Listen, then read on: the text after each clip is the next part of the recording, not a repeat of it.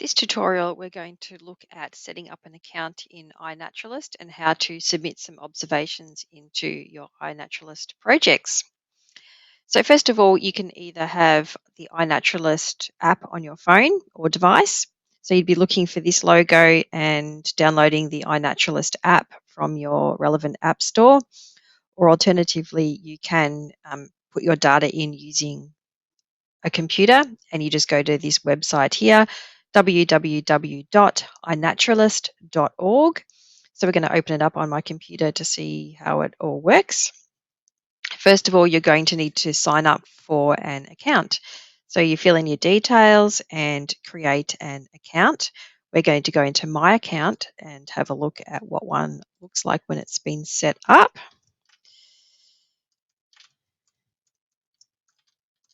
So I've just entered my details, bring up my profile. This is what your profile page starts to look like in iNaturalist. And you can see I've already got some test examples that I've been putting in there and playing around with to get it right. So one of the first things that's probably easiest to do is there's two steps within iNaturalist that are going to be most relevant. The first one is projects. These are existing projects that other people have put into iNaturalist that you might want to link in with. So you can see by mine, I've got a couple of projects that I have linked into so that I can link my observations to those particular projects if I think they're relevant for them to be collecting as data analysis. So that's the first part. Go back. And the main thing that you would be doing is obviously this button here, which is your add observations. So we're going to add an observation. And we're going to choose the relevant file, which is usually a photo that you're going to upload into your iNaturalist account.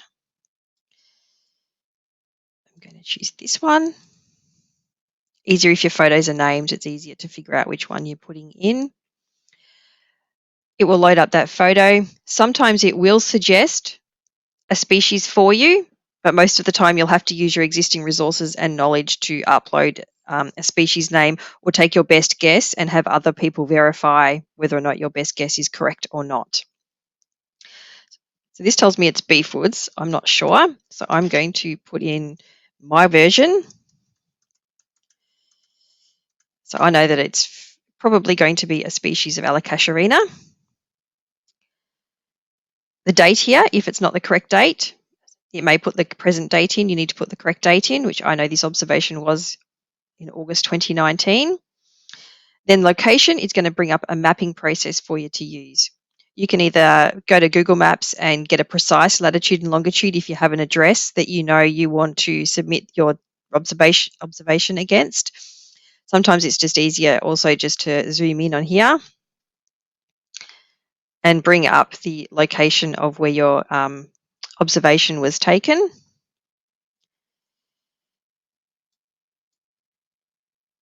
And I'm going to pinpoint my observation for around here, which puts in the latitude and longitude for me and tells me Bunyip North, Victoria, which I'm happy with. So I update that data into my observation. I will go back in and edit later on. It'll take too long to type it all in now. There'll be a description. So you put a description in of the photo and any data that you would like to add against your observation.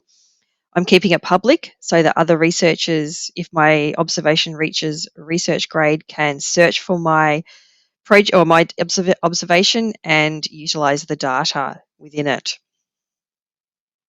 So I've added in a little bit of extra detail here. I have added in the description line here, so a little bit more information about the observation. The location I have made sure is public so that people can see the information and where it was located. I've also selected that it was captive or cultivated, so this just means it was a tree that was planted there rather than one that's grown naturally.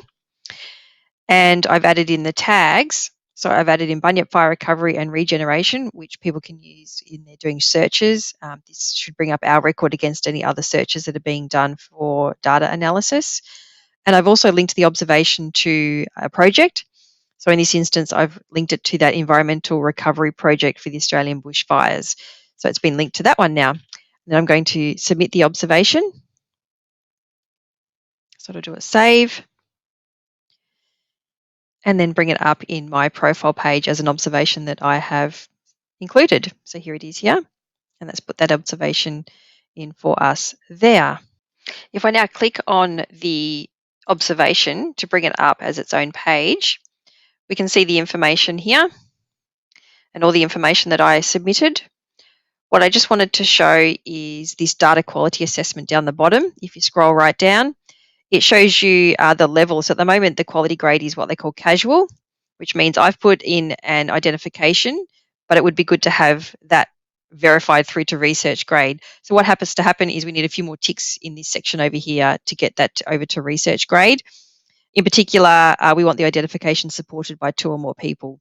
So hopefully people that are using iNaturalist and can see my observation, they will verify whether or not the identification is correct, and I can bring this up to a research grade observation, which means other researchers can use it in their data analysis.